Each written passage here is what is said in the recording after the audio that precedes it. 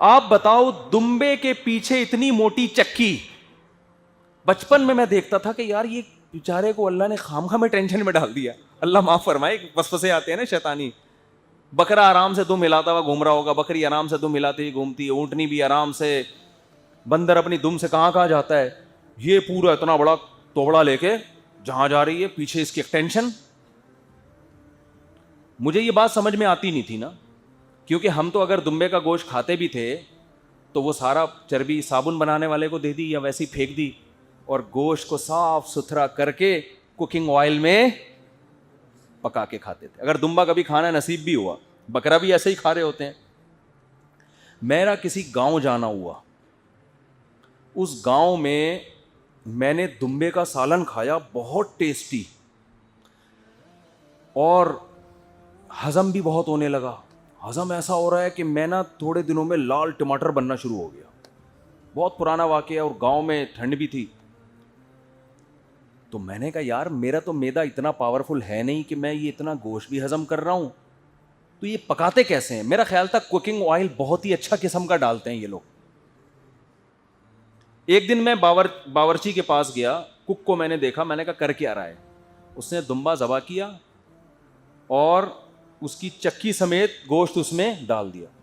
اللہ کی قسم میں اتنا حیران ہوا کہ آئل کے بغیر بھی کوئی گوشت پک سکتے, کیونکہ ہم تو بچپن سے یہ دیکھتے آ رہے تھے نا, گھر میں یہی تھا کہ بھائی کوکنگ آئل کے بغیر کھانا, یا تو بیماروں کو آپ پانی میں ابال کے گوشت سوپ پلا دیں, وہ ایک الگ چیز ہے, یخنی جسے کہتے ہیں نا, غسل مرغی نہیں ہوتا, غسل مرغی ایک تو ہوتا ہے نا تھوڑا گاڑھا, اس میں کارن سوپ ہوتا ہے, ایک ہوتا ہے یخنی. تو یہ یخنی نہیں ہوتی, کیونکہ ہم نے دیکھا ہے کہ یہ ٹھیلے پہ پہلے یہ یخنی بنا کے دے رہے ہوتے تھے. وہ جو مرغی 6 مہینے پہلے لٹکائی ہوتی تھی نا, 6 مہینے بعد بھی وہی. ہم سمجھتے تھے شاید پراپر نئے سرے سے مرغی ڈال کے سوپ بنا رہا ہے.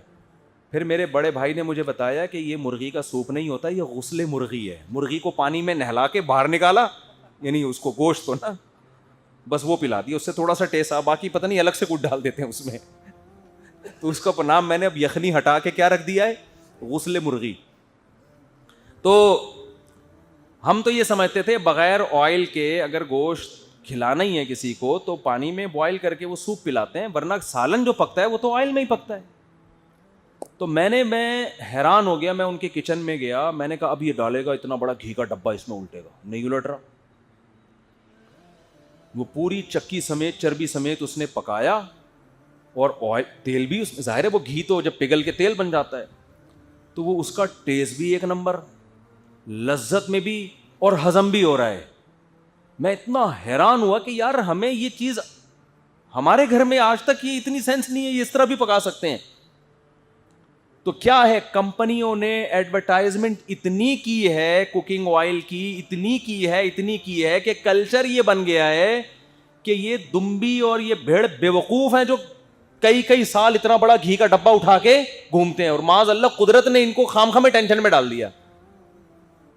اصل تو یہ ڈبہ ہے جو مارکیٹ سے مل رہا ہے, وہ جو گھی کا ڈبہ دمبی اٹھا کے اپنے ساتھ گھوم رہی ہے, اور اللہ بزبان حال ہمیں بتا رہا ہے کہ یہ ٹینشن میں نے اس کو تمہارے لیے دی ہے کہ تم جب اس کو کاٹو تو تمہیں الگ سے ڈبہ خریدنے کی ضرورت نہ رہے, یہی ڈبہ, اسی ڈبے میں گوشت پکا کے کھاؤ, مزہ بھی آئے گا, ہضم بھی ہوگا, لال ٹماٹر بن جاؤ گے تھوڑے دنوں میں.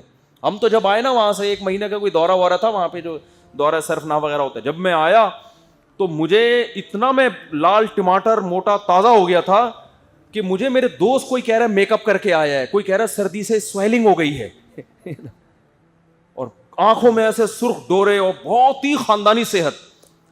اور مجھے اچھی طرح یاد ہے کیونکہ میں رمضان میں آیا تھا یہاں نا, میں 2 مہینے کا دورہ تھا ہمارا, 2 مہینے کا دورہ کر کے جب میں آئے تو روزے چل رہے تھے.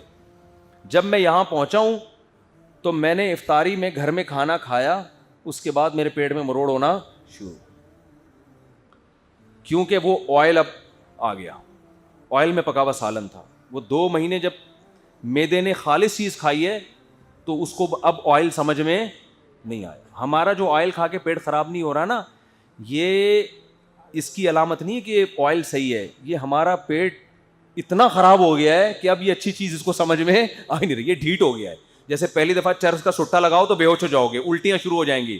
لیکن بہت سے لوگ صبح شام چرس پی رہے ہیں, تو یہ چرس کا کمال نہیں ہے, یہ ان کا بیڑا غرق ہو چکا ہے. ٹھیک ہے نا, سمجھ رہے, یہ ان کا بیڑا غرق ہو گیا ہے.